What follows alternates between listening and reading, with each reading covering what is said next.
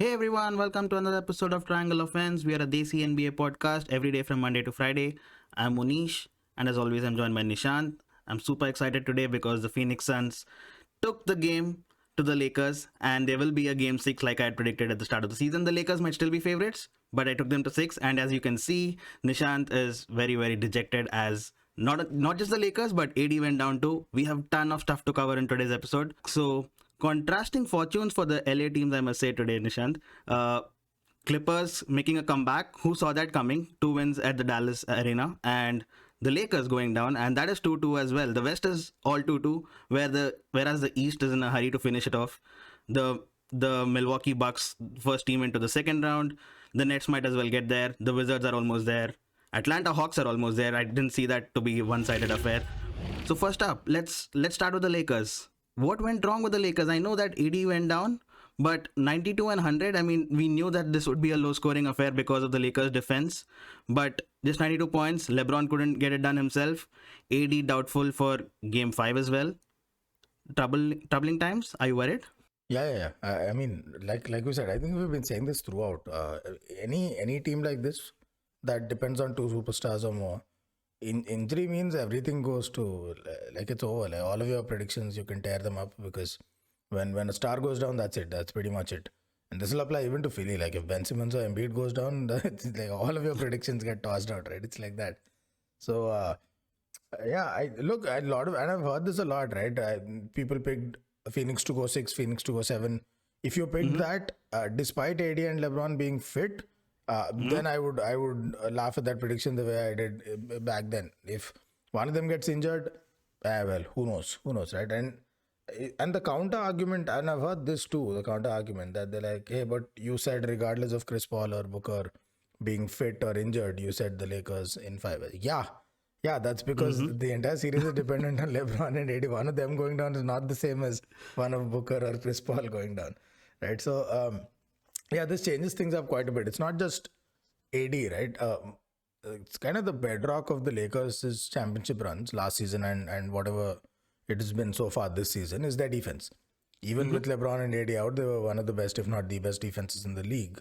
Right. And a lot of that comes from exceptional backcourt defense. Yes, they have rim protection, but their perimeter defense is outstanding. Be it Dennis Schroeder, be it KCP, Caruso comes on, he's excellent. Wes Matthew comes on, he's great depending on who the matchup is. And they took a hit there also. It's not just AD, where they've lost their best defender and one of their best scorers, if not the best. They've also lost KCP in this game. He didn't play. So that was too much. Lakers lost 2 out of their 5 starters. I think it was too much to overcome. As for being a low scoring affair, I think that's kind of been the flavor of this series. I don't think we've seen too many, except once when Lakers went off. The losing team has always been 90, 100 there and thereabouts. Even when Phoenix won their first game, they barely crossed 100. So that's been the theme of the series, really. And that also is credit to the Lakers defense, that even when they lose, the offense is restricted to such and such points. Despite having only 3 of their first choice 5 defenders fit. But of course, it's time to panic. If AD doesn't come back, that's a big problem. KCP not coming back is a problem too. But if AD doesn't come back, this series is pretty much Phoenix's, really. I mean it, because it's too much to overcome. And even if they do overcome it, which of course would mean a Herculean effort from LeBron, it'll take a lot out of him. It's one thing to do it 3, 4, 5 years ago in Cleveland when Kyrie and Kevin Love went down. And some of those he lost, some he won. But it'll take a lot out of you going into round 2. Now maybe you meet a similarly depleted Mavs or Clippers in that round. Or no, they're playing Denver, right? Yeah, but okay, so the West is tight either way. They'll play Denver or Portland because that's 2-2 as well. Yeah, so West, either way, whoever comes in looks like they're going to be tired. But yeah, if AD doesn't come back, then I don't see the Lakers fighting on in the series. Maybe it's 6, maybe it's 7, but I would heavily favor the Phoenix Suns. And today, Chris Paul showed you why I was saying they should have rested him in the previous game instead of just playing him for those few minutes. And then, I mean, they were meaningless minutes anyway. He wasn't able to even use one of his hands properly, right? He was entirely forced to play on his offhand too. So they should have probably given him a rest. He would have come back roaring as he did this game. And he was the difference maker. Whoever got the points, whoever did whatever. Ayton had a field day because there was no AD. AD there, both in rebounding and also on defense, because he didn't have to contend with that 6'11" guy with all those moves. But Chris Paul was the difference maker for sure, and it showed why giving him rest sometimes is the most is not as counterproductive as it may seem. I agree. I mean, if there was one guy I would bank on to carry a weak and depleted team all the way, it would be LeBron, right? I mean, who else can you depend? He's done this in the past. Yep. But you think it's past his age to do that? Now he's 36 years old. And one thing we've learned in the past is never bet against LeBron. Are we kind of doing that, falling into that same trap again? Because if that's one guy who can flip on a switch in the knockouts, in the playoff round, when it matters the most, it's LeBron James. If we've seen it so many times in the past, it's kind of almost inhuman to do that. Yeah. But we've seen that in the past. So does he have enough firepower to still do this, you think? I think he does. The only reason I'm betting against him if AD and KCP are out, the only reason I'm betting against him is because he himself is coming back from injury. This isn't a fully fit LeBron. Right. So I don't know if him playing the kind of minutes it would require. He'd have to play 38, 40 or more every game. God forbid anything goes to overtime, then it's even more.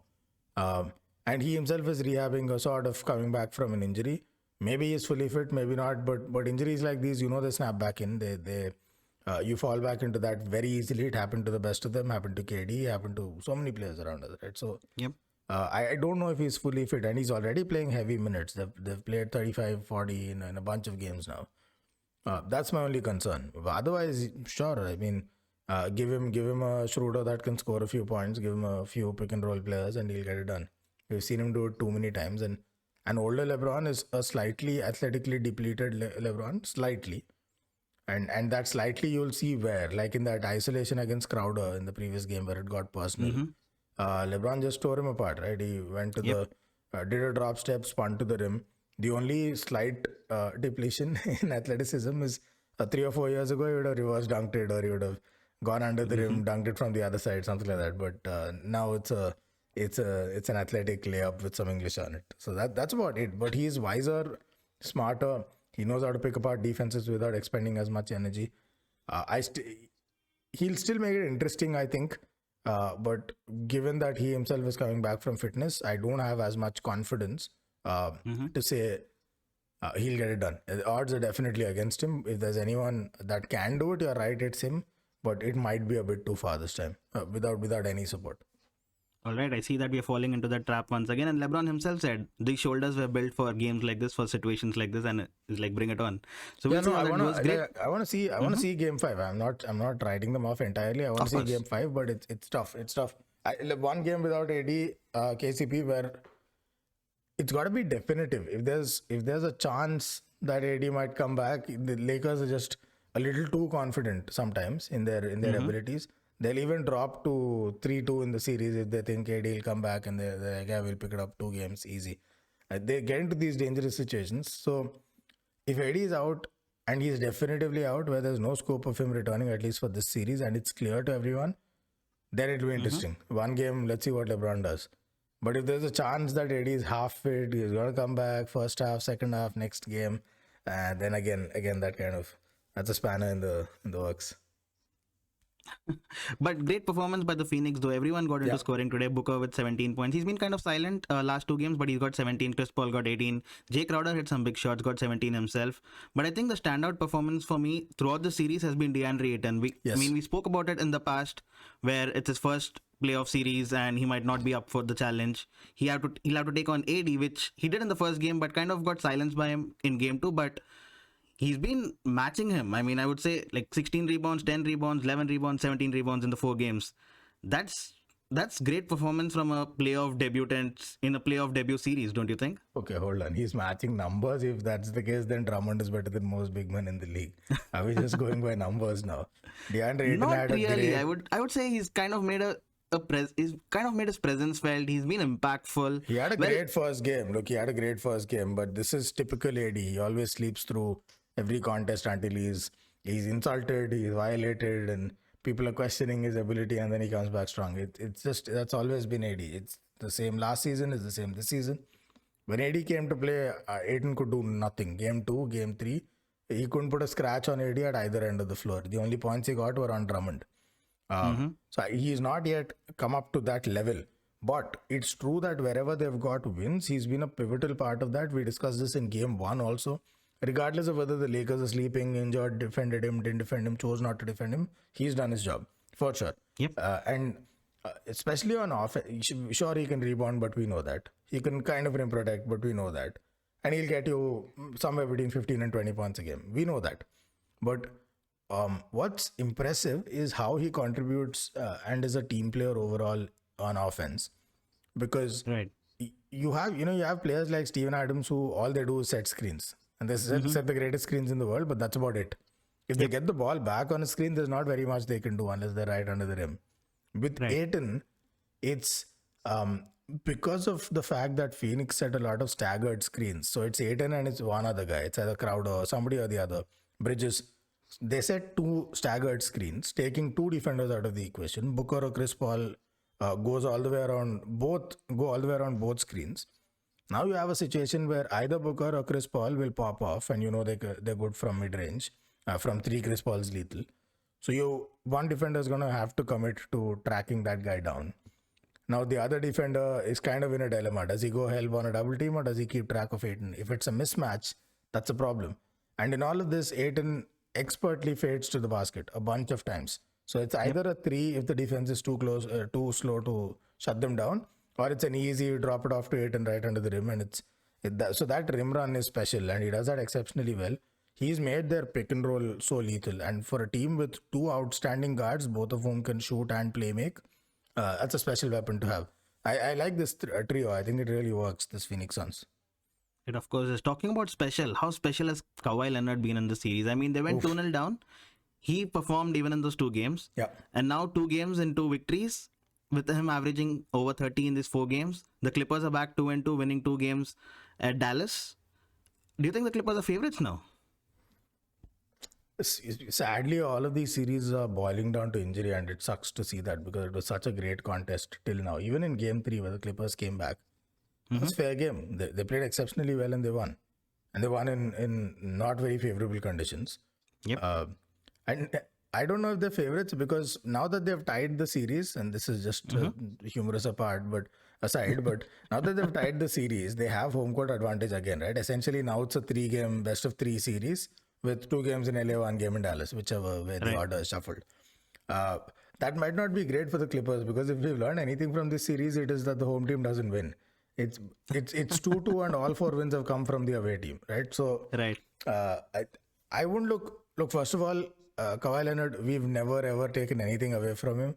Even when we were laughing at the Clippers a week ago, we were saying Kawhi Leonard took so much of a beating last season because for one game in like 2 full postseasons, he was bad. That one game 7 against Denver Nuggets, he choked, and for that he's being just ripped apart. Right? If anything, it's on Paul George. That was still true largely this season also. He's been as flawless as he has always been. But the questions were around his leadership this time. When your team sucks, it's not enough for you to say, okay, I did my job, I put up my 25 points, and now I'm going home. Somebody's got to rally up the troops, right? So that's where people are pointing fingers on Kawhi. Sadly, though, in this game, and the Clippers were ready. I'm taking nothing away from them. They definitely brought defensive intensity. Kawhi was on a rack attack from minute 1. I think this happened in game 2, I think it was. And then again yesterday, that he just didn't miss a shot for like the first almost 2 entire quarters. Right. And when he plays like that, he just missed 4 shots out of 15 all game long. So when he plays like that, you've created some offensive space in terms of scoring there because the other team's not going to be that efficient. Very few players are as efficient as Kawhi. Certainly not Luka. Then when they bring the kind of defensive pressure that they did, nobody's shot was dropping in Dallas. Partly because they were great contests by the Clippers. They played tight defense. They played outstanding zone defense. Watch how they almost form like a shield around the perimeter when Luka brings the ball down, and they put Batum on Luka. So there's Batum, there's a man-to-man, and then there's a whole zone behind. That's outstanding. But I thought Dallas made the same mistake that Phoenix did with Chris Paul in the previous game, which is when Luka's carrying an injury. And it's not like an injury to the pinky finger of the offhand where it doesn't really matter. You can tape it up and whatever. This was a cervical issue. He had some sort of nerve trouble in his neck. That limits everything that you do as an athlete in any sport. Unless you're playing chess, even there your posture might have to change. It's not a very nice idea to play him, and he was wasteful, just wasn't himself. And I still don't see them putting their best defenders on Luka, by the way. Maybe they know he's injured, I don't know. But it was Batum guarding him for large stretches of the game. Kawhi once in a while only has a double team. So, but hey, it worked. They got the win. Luka doesn't seem fit. I would say Clippers are a slight favorites at this point because I don't know what Luka's status is. But can somebody slap some sense into Porzingis? I can't believe we're watching the same player that last season was just tearing the league apart when he was fit. On both ends of the floor, he just looks hapless. Of course, he looks disinterested. I don't know if there's a fit issue. I don't know if he's having issues with Luka being the main guy. I don't know what's gone wrong with Porzingis this season. He's not looked the guy. If you remember the playoffs last season, he was his aggressive self. He was getting into fights. He got ejected in a game, in fact. Yeah. And he looks disinterested this time. It's kind of sad to see because if he was fit and if he was raring like he always was last season, I think Mavs were one of the favorites in the West. And without Porzingis, it's just all Luka all again, right? So I don't know what Porzingis is doing. So just before we cut to the break and go to the next series, Ty Lue before Game 3, he said that Clippers just need to win one game and the pressure is on the Mavs. Let's go to Dallas and then you'll see how if the threes are falling or not, because they were shooting lights out when they traveled to the Staples Arena, right? Yeah. And then you saw Tim Hardaway Jr. get 1 from 8 in Game 3, 4 from 14 in this game. And you know that the Mavs are facing some kind of pressure.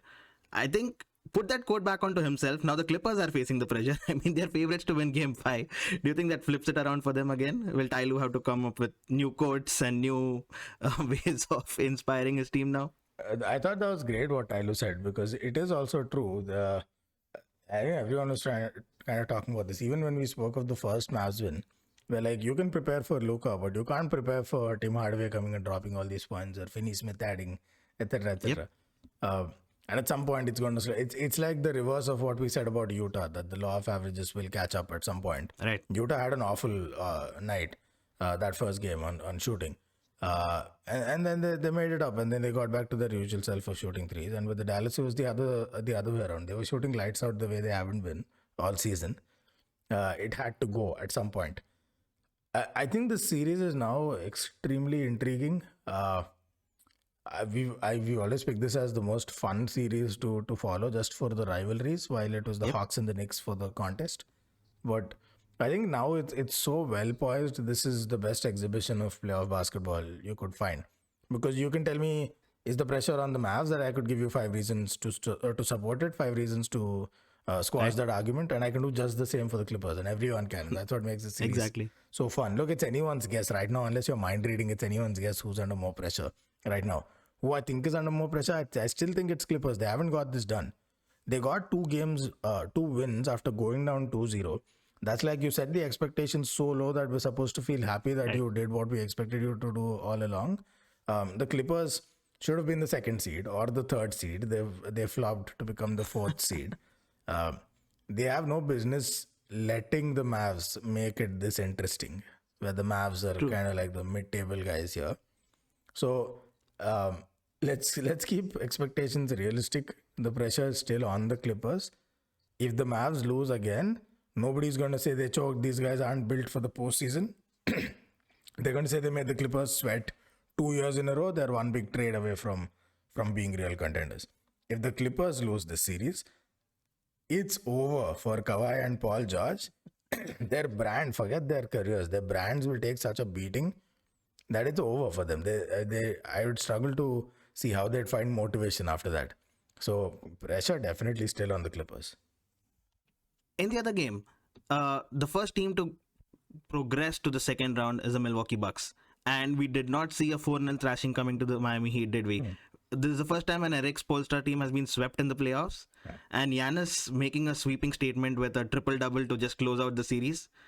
Incredible scenes there. I mean, Milwaukee did not even let the series be close. I know game 1 went into overtime and that was as close as it got, because Miami Heat were totally outplayed. They didn't have the quality. They looked like a shadow of the team. I mean, even shadow is overstating it. They didn't look like the team at all compared to the team they were in the bubble. And we said that they overachieved and whatnot, but this far away from the team that they were, it is kind of surprising to me. Bubble frauds. Not that surprising. I think even last season we were saying this, that some players are playing out of their skin, and this is unnatural development for players of that age, especially when they never showed any signs of it. If you're a LeBron James or an Anthony Davis or a Kevin Durant or a Kyrie Irving, players like these who came in as number one draft picks where you knew they would tear it up from game one. They were ready for the NBA. Even Zion for that matter, at least in terms of individual performance, if not team results. With Tyler Hero, players like these, you never had that impression. They never did that Right. prior to this in their career. So it was abnormal growth for them to play the way they did in the bubble. And also Dragic, that was probably his last solid season for an aging Dragic. Butler also had his own share of injury concerns. Who knows what kind of toll that took this year. And Bam was never the scorer. Bam was always the solid double digits guy. He'll get you double digit rebounds too, and great defense. That was Bam. He's not the take over the game, score 30, 35 in a game kind of guy. That's just not him. So all this kind of came together in one fell swoop. They all hit the Miami Heat at the same time. It's like you can handle Dragic aging and maybe he's not that good as long as the other pieces, ceteris paribus, as long as everything else is the same. But Dragic went down. Butler had his injury concerns throughout the year. Hero came back down to earth. And this was the guy that if a lot of the fan base said we wouldn't trade if that meant getting James Harden. Like, we're okay with any trade, but not Tyler Hero. That seems very funny right now. Yeah. So, so there was that. And then Nunn and all the others, they're on their development path the way you'd expect any young player to be. Nothing abnormal this season. This is the Heat. Unfortunate that they ran into an overpowering Bucks team that I don't know who can take them down except the Brooklyn Nets. I don't see even Philadelphia being a contest. Although it would be like a 7-game thriller, I would expect. But I think they're stronger than them. I think it's just the Nets and the Bucks now. And isn't that convenient? Because should the Nets take care of business, that's whom they'll face in the second round. So I'm looking forward to it. Quick thoughts. Giannis, he's here. I think we at least I called this before the playoffs that I think now he's ready. He still doesn't have a jump shot, and that's why I didn't believe in him until a couple of months ago. But he's added so much to his offensive arsenal within the restricted area and in and around the low post that he's ready, and he's become an even better passer than he was. Right. And he's surrounded by shooters, so that helps because he'll draw a double team minimum, and he's surrounded by shooters. Sad blow, DiVincenzo being out. Let's see what kind of impact that has. But they've still got people shooting lights out. Bobby Portis, Bryn Forbes. Bryn Forbes, I think, is in the top 4 of 3-pointers made. They've in hit the a playoffs. goal mine with Bryn Forbes. He scored 7 3-pointers out of his 22 points today. In game 2, I think it was where he got 6 3-pointers. I'm like, where was this guy hiding? He's been coming off the bench in the regular season, scoring 15 here, 20 there, sometimes hitting threes. But wow, he's taken his game to an all together in a different level in the series. Yeah, I think it's only Lillard and Doncic, I think, who have more threes than Bryn Forbes. At least before today's games. I don't know what happened after. So he has all of this going for him, right? Then we've got Middleton, who's finally playoff ready, apparently. Every match he's playing as consistently as he would in the regular season. Not afraid.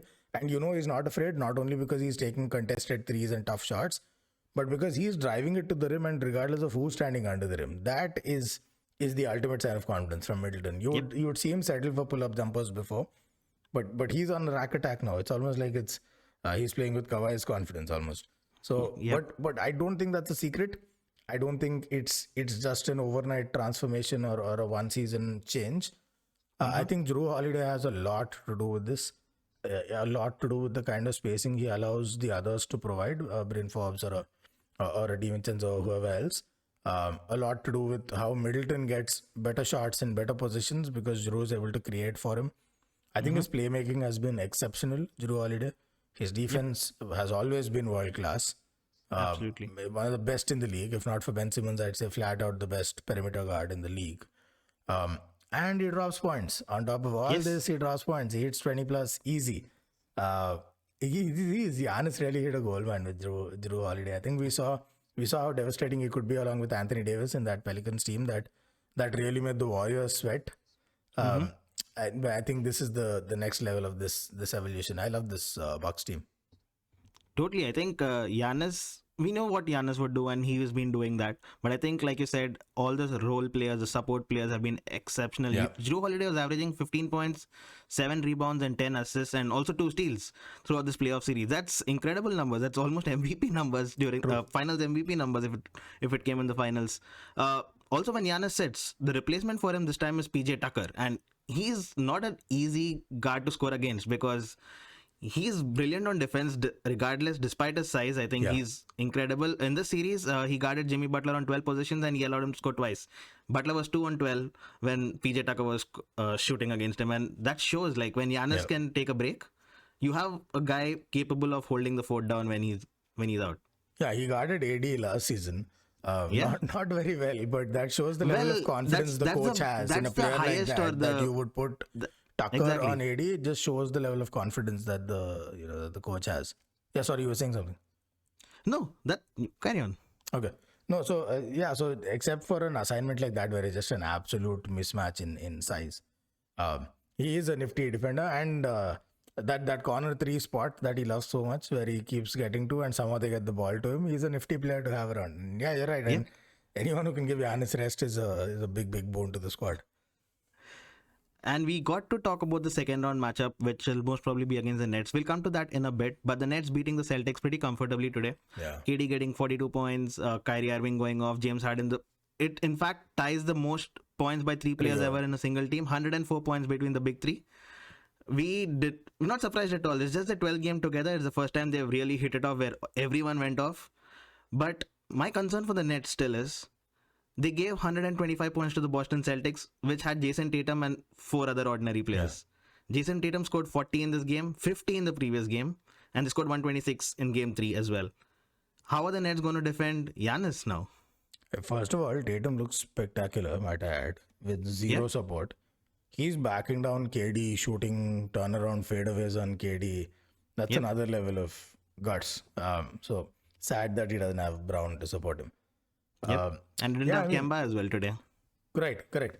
No surprises. Brooklyn Nets aren't defending very well. Who the hell expected them to? This bad against Boston Celtics, who went 500 in the regular season? Like, there are no levels to their defense. It's just bad. There's no degree of Brooklyn Nets defense is just bad. Once in a while they show up and they kind of look better than they are. But maybe a part of this is also a certain level of complacency that your offense allows. When you're putting points up like that, when you've always got a comfortable lead, very rarely did it really come down to a bothersome number, that lead. So I guess you can't really judge unless it's like a closely fought game, because they were impressive in a couple of games on defense when they really needed to, and Jeff Green was marshalling the defense. I thought they were okay. They weren't bad. They're not Milwaukee Bucks good. They're not we'll shut down the Milwaukee Bucks good either. Right. But they were okay. So maybe their offense this game kind of misleads us into thinking the defense is terrible, because it might not be great, but they weren't really asked to do anything today. They didn't need to. And this isn't a bunch that will voluntarily defend. None of these guys will defend unless they absolutely have to. And on offense, by the way, it's so impressive. First of all 3 work because credit to James Harden. He's the one with the ball. He's the guy that has to make plays happen and distribute. Credit to him. But also, if anyone's watched the Brooklyn Nets, they do so many ISOs where on each possession it's like they pick one of Kyrie or KD to give the ball to, and they just go and score. There's really no play being run or a screen being set. There's no pick and roll, nothing. KD dribbles in, a little hezzy, goes into mid-range area, stops on a dime, pull-up jumper. And you can't defend. KD's a tough guy to defend anyway. He's a 7-footer with an incredible wingspan that releases the ball from like 10 or 11 feet in the air. You're not going to block that. At best, you can get a hand in his face. He's a tough guy to defend anyway. Then he hits these kind of gentle lean back fadeaways where that angle makes it a little tougher to get to his face or the ball. Then he does this pull-up jumper. And that's like the icing on top that just makes it impossible, because the way a pull-up jumper works is you drive in with force, and in a split second you just stop moving forward, you pull up on the spot, rise up and release the jumper. It's impossible for a defender to contend all of these things all at once. KD's height, the point from where he releases it, that slight angle of separation, and the fact that he pulls up.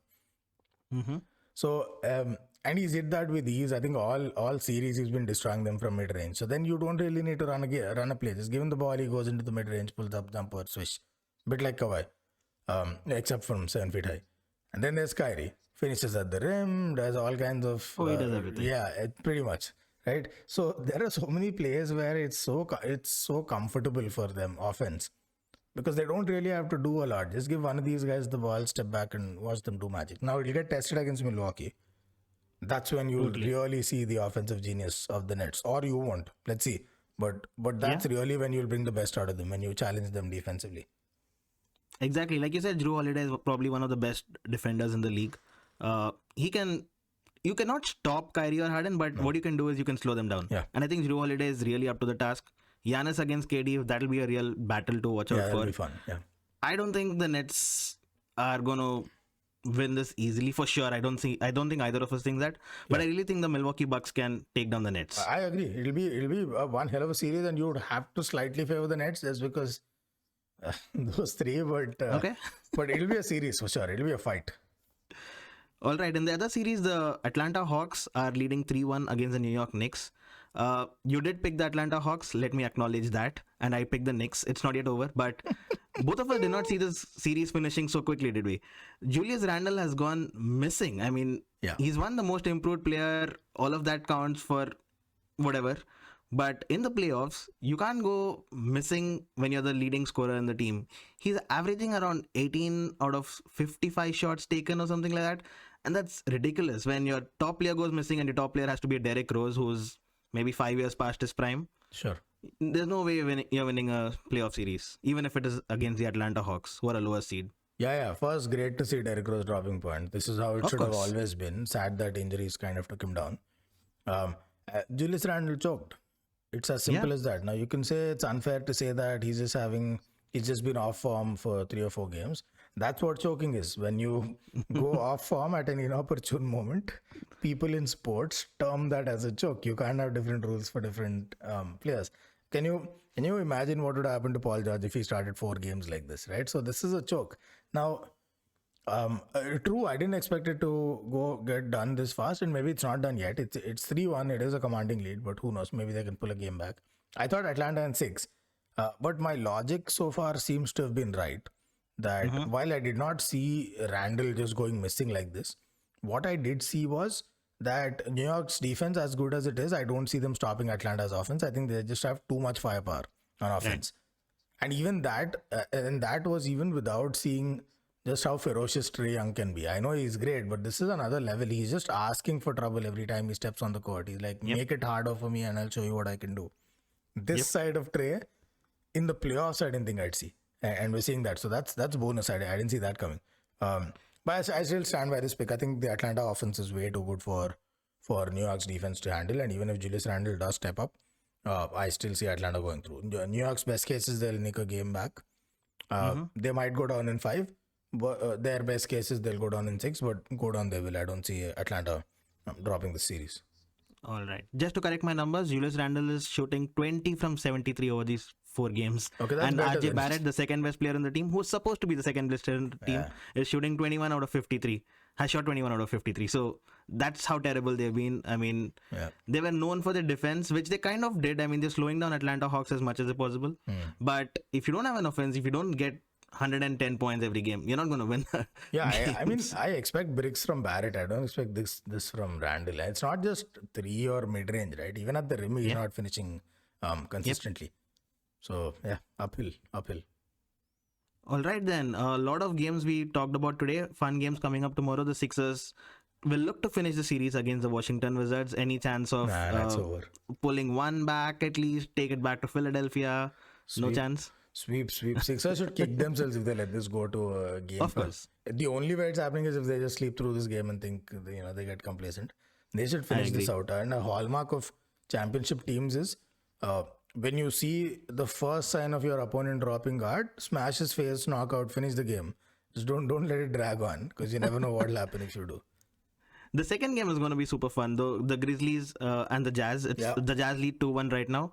And looking at the rest of the Western Conference, where every other series is tied as 2-2, I think Memphis should win tomorrow's game to just for a nice picture of the scoreboard where everything says 2-2. Yeah, they should, but I think Utah's too strong. I love this Memphis team. I love the energy. I like all of that, but I think now Now that Utah's shooting has settled and their defense seems to be back and flowing, you'll see a bunch of highlights from Ja Morant, but it's too much. It's too much to expect them to overcome Utah. I agree. I mean, it's difficult to bet against Utah at this point in time. Just seeing how well they've been shooting. Donovan Mitchell is getting 25 plus every game. Yeah. Mike Conley went off in the other game in game 3 as well. Rudy Gobert is Rudy Gobert, not allowing anything to go past him. Memphis Grizzlies, though they have Ja Morant, Dylan Brooks, amazing on defense. They have a bunch of players who can score, but just not enough to take down the top team in the NBA right now. True. Yep. Yeah, it's Utah all the way for me. I won't be surprised if they don't drop another game also after this. Okay. All right then. So that's all the time we have for today. It was great fun catching up with you and looking at this weekend's games. We'll be back tomorrow. All right, man. Cheers. See you.